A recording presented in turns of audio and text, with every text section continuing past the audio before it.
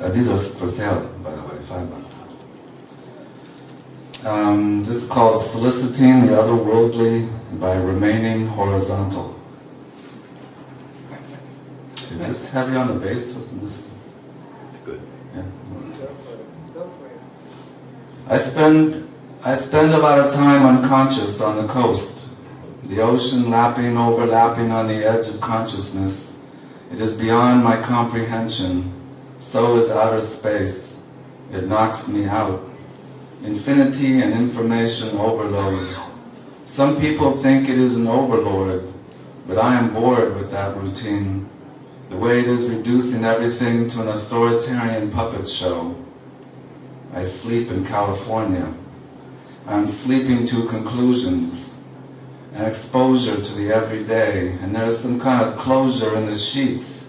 When I am closed for business, not aware of anything, it's like a valley of the shadow of death. I'm lying low, a fallen man, and yet some part of me is standing up for hours.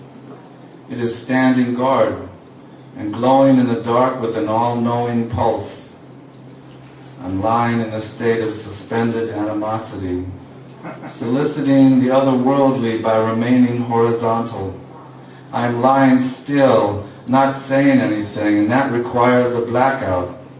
When the stillness has been going on for hours, I am visited by visions. They are so elusive, with an instant recoil into nothingness if something breaks the surface of the silence. The sonic is disquieting. A song is going wrong if I have passed out and I'm not all there.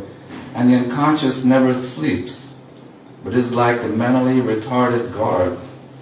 I'm feeling the precarious balance of the visions in my head.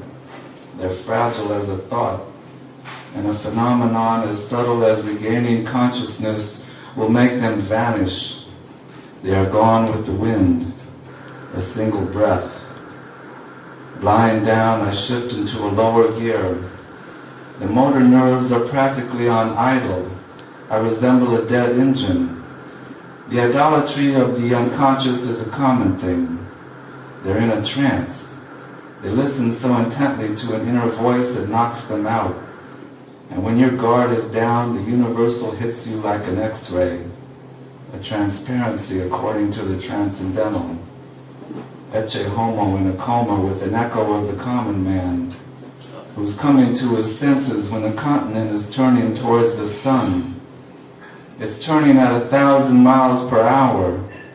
That includes the ocean and the desert and the mountains, but you hardly feel it. Like an ocean liner, you can barely tell it's moving, as a planetary engine sends vibrations to the shore.